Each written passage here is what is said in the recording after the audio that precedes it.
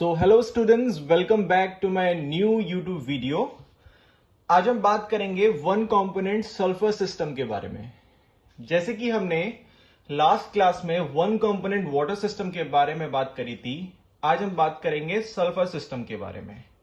जैसे कि water system के केस में हमने देखा था कि वाटर सिस्टम एक वन कंपोनेंट सिस्टम होता है, उसी तरह सल्फर सिस्टम भी एक वन कंपोनेंट सिस्टम होता है। ठीक है, और हमने पता करा था और हमने देखा था कि फेज डायग्राम के जो इंपॉर्टेंट फीचर्स होते हैं उसमें कुछ कर्व्स होते हैं, कुछ एरियाज होते हैं और ट्रिपल पॉइंट्स होते हैं। ठीक है, तो आइए इस फेज डायग्राम को डिटेल में स्टडी करते हैं। ठीक है, तो ये है आप लोगों का सल्फर सिस्टम का फेज डायग्राम। ठीक है, as similar to water system, Y axis में है प्रेशर और एक्स एक्सिस में है टेम्परेचर। ठीक है, आइए यहां पे देखते हैं कितने तरीके के कर्व्स हैं, कितने तरीके के यहां पे एरियाज हैं और ट्रिपल पॉइंट कौन कौन से। ठीक है, जैसे कि आप ध्यान से देखेंगे तो हमें कितने कर्व्स इस फेज डायग्राम में देखने को मिल रहे हैं। देखो, पहला अगर कर्व आप ध्यान से देखोगे तो आपको दिखेगा कर्व ए बी। ठीक है, सेकेंड कर्व आपको दिखेगा बी सी। ठीक है, थर्ड कर्व आपको दिखेगा C D. Okay, fourth curve दिखेगा आपको बीई, फिफ्थ कर्व दिखेगा आपको C E and the last curve would be E F. So in total 6 curves you will find in one component sulfur system. ठीक है, 6 कर्व्स आपको देखने को मिलेंगे। कौन कौन से 6 कर्व्स हैं आइए देख लेते हैं। First one is AB, second one is BC, third one is CD, fourth one is BE, fifth one is CE and sixth one is EF. ठीक है, यहां तक समझ में आया। अब कर्व्स की तो बात हो गई, अब एरियाज की भी बात कर लेते हैं। ठीक है, तो ध्यान से देखेंगे तो हमें कितने एरियाज इस फेज डायग्राम में देखने को मिलेंगे। देखो, पहला एरिया होगा area A B E F, जो कि पूरा सॉलिड का होगा। ठीक है, दूसरा एरिया होगा वो होगा बी सी ई, जो कि पूरा सॉलिड का होगा। ठीक है, ये वाले दोनों सॉलिड अलग अलग होंगे, एक सॉलिड रोम्बिक होगा, एक सॉलिड मोनोक्लिनिक होगा। ठीक है, अभी हम इसके बारे में बात करेंगे। तीसरा जो एरिया होगा वो होगा एफ ई सी डी, ये पूरा एरिया किसका होगा? लिक्विड का होगा। And the fourth area would be A B C D, ये पूरा एरिया किसका होगा? वेपर का।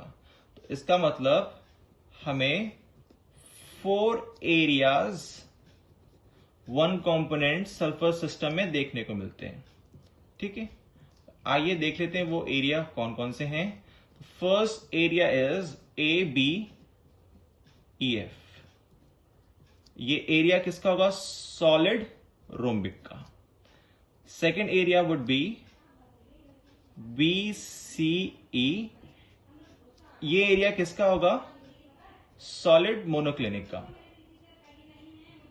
थर्ड एरिया किसका होगा? एफ ई सी डी, ये एरिया किसका होगा? लिक्विड का होगा। और चौथा एरिया किसका होगा? ए बी सी डी, ये होगा वेपर का। ठीक है, कर्व्स की बात हो गई, एरियाज की बात हो गई। अब बात कर लेते हैं ट्रिपल पॉइंट की। ठीक है, ट्रिपल पॉइंट का मतलब क्या था? जहां पे तीनों फेजेस साथ में कोएग्जिस्ट करते हैं। ठीक है, तो ध्यान से देखेंगे यहां पे हमें 3 ट्रिपल पॉइंट्स देखने को मिलते हैं। ठीक है, तो इस केस में हमें 3 ट्रिपल पॉइंट्स देखने को मिलते हैं। वाटर सिस्टम में कितने ट्रिपल पॉइंट थे? 1। इस केस में 3। कौन कौन से होंगे? First triple point would be B, second triple point would be C and third triple point would be E. ठीक है, तो हमने कर्व्स, एरिया और ट्रिपल पॉइंट्स की बात कर ली है। ठीक है, आइए देखते हैं इसमें टोटल नंबर ऑफ फेजेस कितने हैं। जैसे कि हमने वन कंपोनेंट वाटर सिस्टम में देखा था, टोटल नंबर ऑफ फेजेस कितने थे, 3।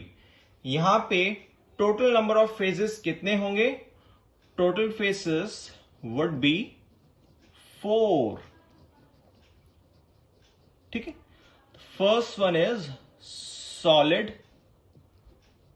rhombic,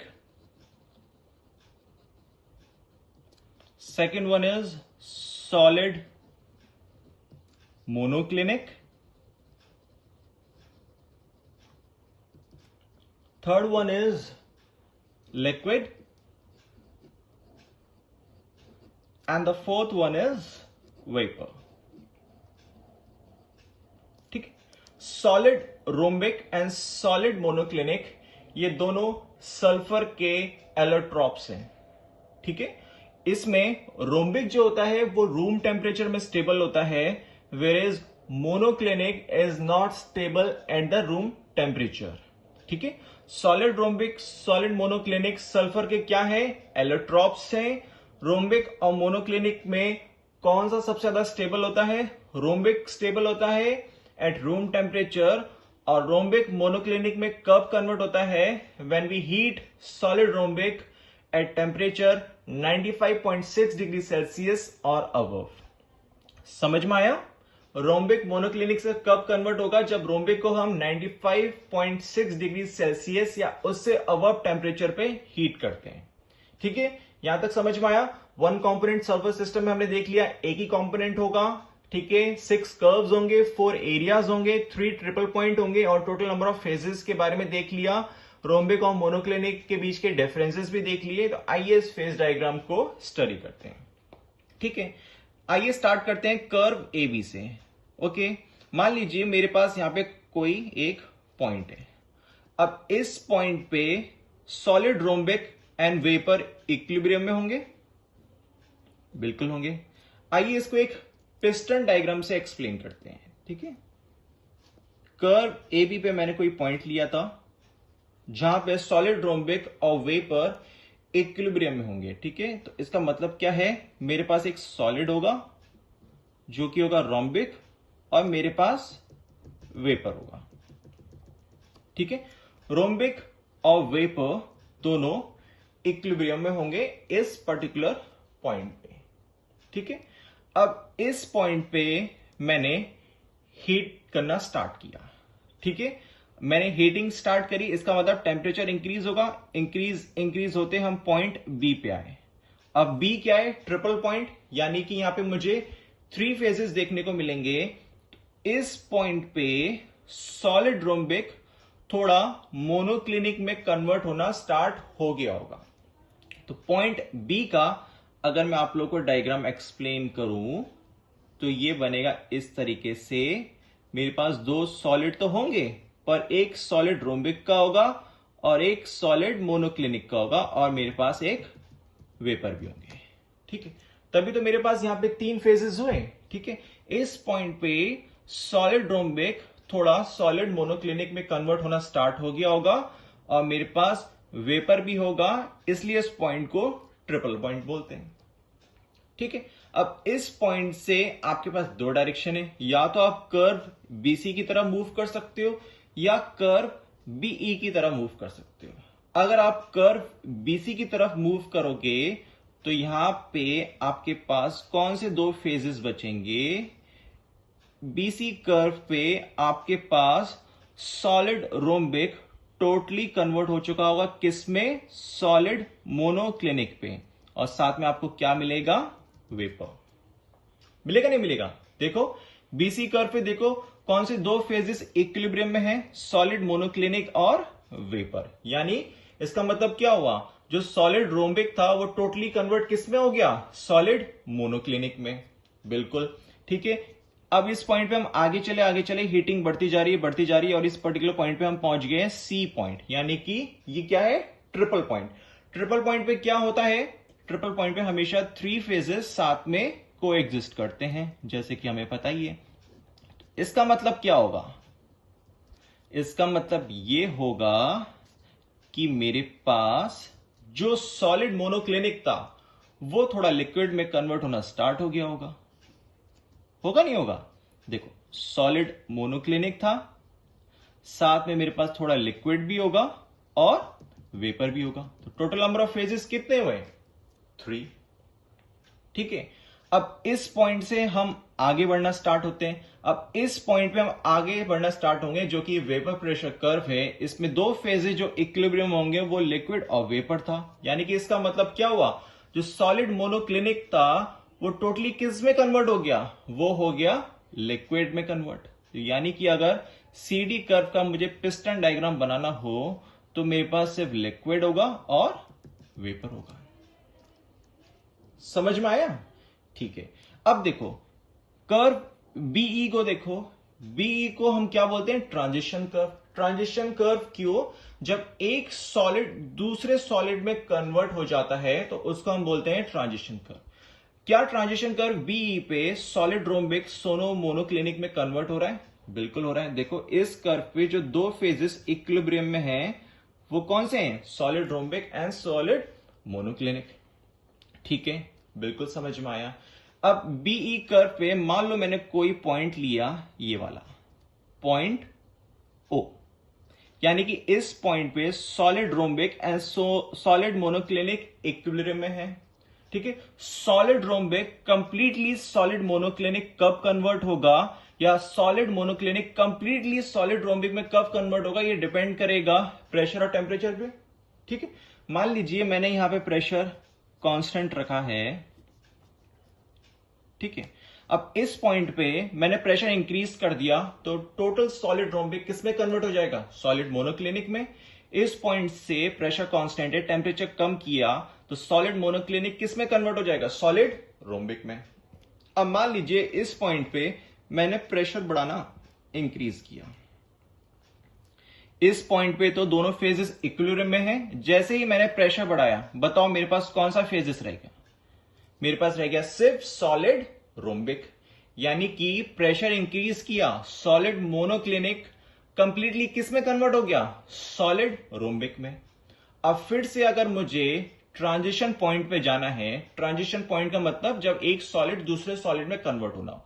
अब मुझे इस पॉइंट पे जाना है, तो बताओ मुझे इस पॉइंट से इस पॉइंट पे आने के लिए क्या करना पड़ेगा? मुझे टेम्परेचर इंक्रीज करना पड़ेगा, तभी तो मुझे ट्रांजिशन पॉइंट मिलेगा। यानी कि जब मैंने प्रेशर इंक्रीज कर दिया इस पॉइंट पे तो एक सॉलिड फेज कंप्लीटली दूसरे सॉलिड फेज में कन्वर्ट हो गया। अब उस पॉइंट पे मुझे ट्रांजिशन पॉइंट पे पहुंचना था तो मैंने क्या करा? टेम्परेचर इंक्रीज कर दिया। यानी कि मैं बोल सकता हूं ट्रांजिशन कर्व के लिए that pressure is directly proportional to transition temperature. जितना प्रेशर बढ़ाऊंगा उतना ही मुझे टेम्परेचर इंक्रीज करना पड़ेगा ट्रांजिशन पॉइंट के लिए। ठीक है, बिल्कुल समझ में आया? ठीक है, आइए देख लेते हैं अगर हम कर्व्स, एरियाज और ट्रिपल पॉइंट में डिग्री ऑफ फ्रीडम निकालेंगे तो कैसे निकालेंगे। अब बताओ, मैं आपको एक कर्व का एग्जांपल लेके दिखाता हूं। कर्व एबी पे कितने फेजेस देखने को मिलेंगे?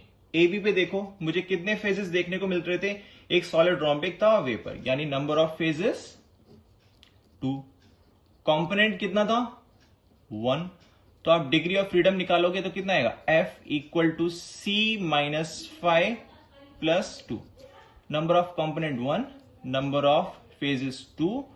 इसका मतलब डिग्री ऑफ फ्रीडम कितना आएगा? 1।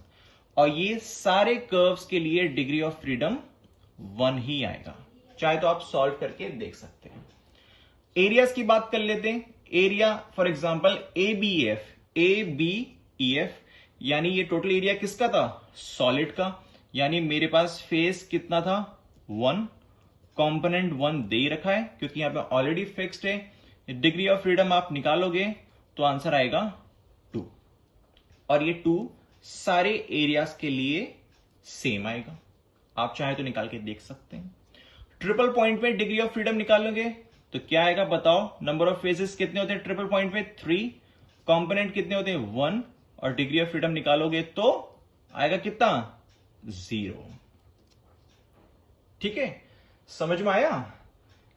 बिल्कुल समझ में आया होगा। तो आज हमने 1 कंपोनेंट सल्फर सिस्टम के बारे में समझा। जिसमें हमने देखा कि उसमें 6 कर्व्स होते हैं, 4 एरियाज होते हैं, 3 ट्रिपल पॉइंट्स होते हैं, फेजेस होते हैं उसमें 4, जो कि होते हैं solid rhombic, solid monoclinic, liquid and vapour. Rhombic और मोनोक्लिनिक में क्या डिफरेंस होता है, ठीक है, हर एक कर्व पे, हर एक एरिया पे, हर एक ट्रिपल पॉइंट पे डिग्री ऑफ फ्रीडम निकालना सीखा। So thank you very much for today's lectures. If you like my lecture, do subscribe to my channel, like and share. See you in the next video. Till then, thank you.